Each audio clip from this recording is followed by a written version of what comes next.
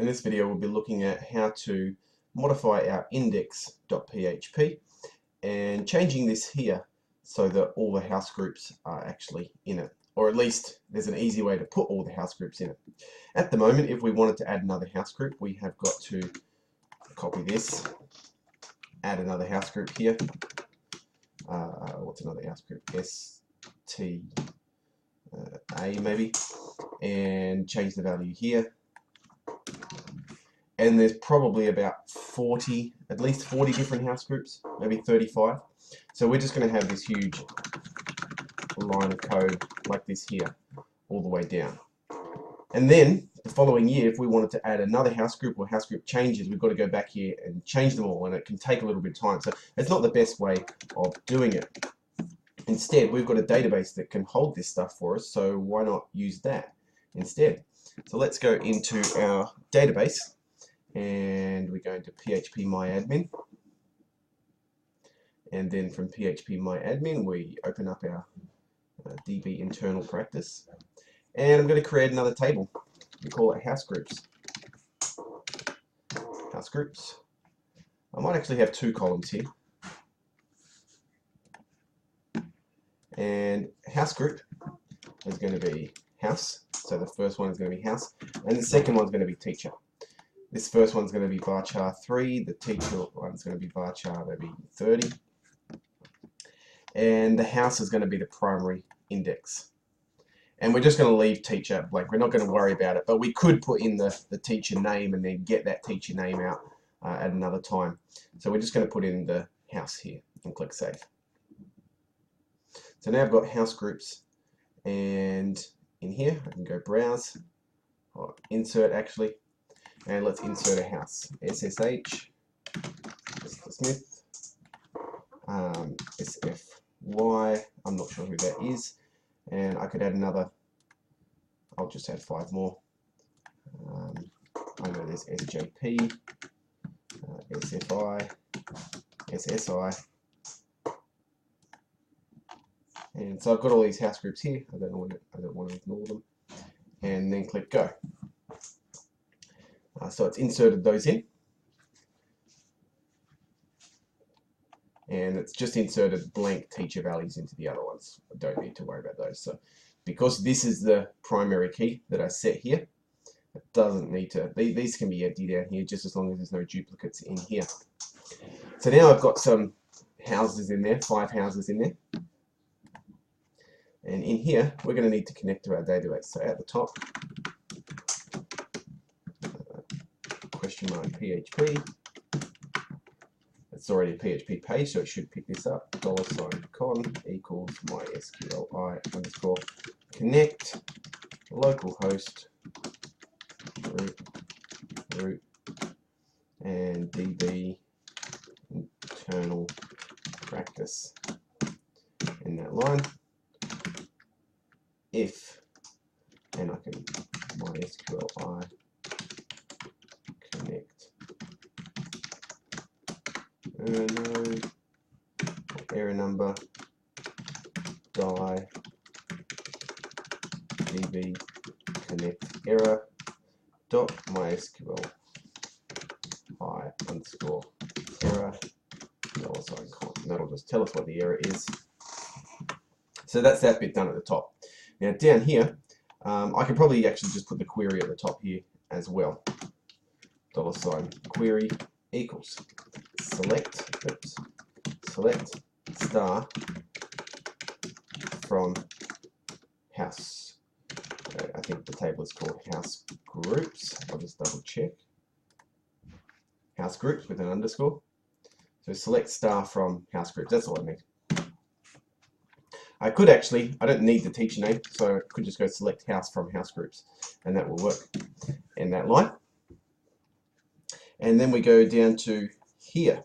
And when I get to this select bit, I'm going to run that query. I could run the query at the top. Why don't I just do everything at the top, and then I can just use it later on.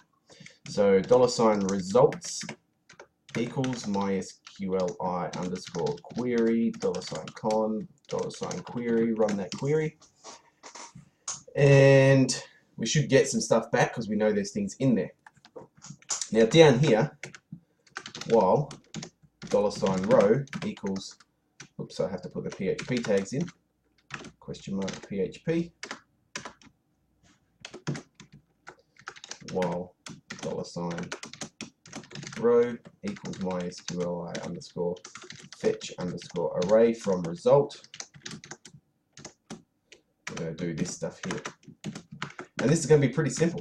This is going to be echo. And I'm going to take this whole line here.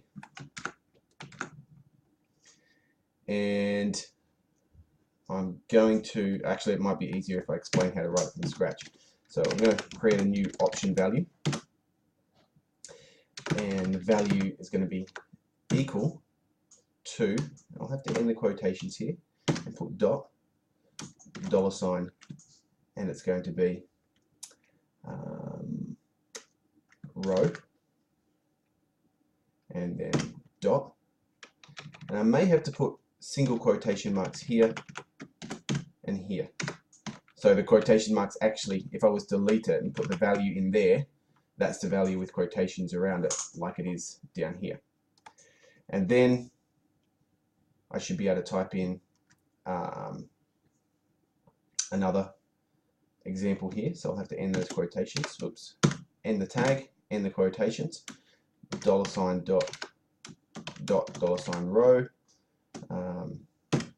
dot, and then start those quotations up again, and then $option to end that, end the quotations, end the line. This should, if everything is working well,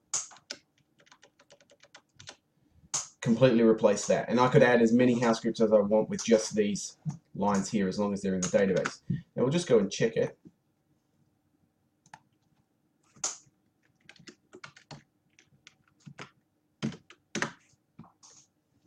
Localhost internal practice. It's not actually selected them there, so I must have got one of these lines wrong, possibly this one here. And I'll just pause the video and come back to it and see what I may have done. Okay, I figured out what I did wrong, so without restarting the video, just ignore the last 30 seconds, and it's still going to be echo, quotation. Some of you may have figured out another error that I've made that I'll fix up after I do this line. Option value equals quotations, dot, I don't need the double quotations like I had before, $row, and of course the value name I need to get out is house, which is the field I selected, $, and then quotations, and end that, and then we go quotations, $row, house, and this is going to put the text in that the user sees, so that's going to put the value in. This is going to put the text in that the user sees, dot, and then we end the option row and the line. Now that's still going to give me an error because at the top here I called it results, and down here I've called it result.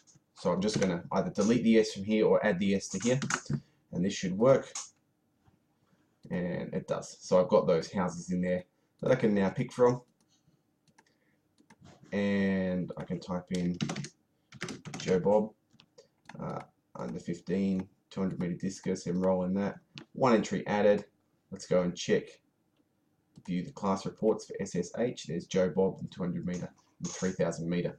So that's all working fine now. I'm able to add people into the house group. Of course, in here, I would also have to pull that information out because in this one, the view group bit, I've still got it hard coded in. So essentially all I need to do is copy this across to view group, and that is down here, that bit there.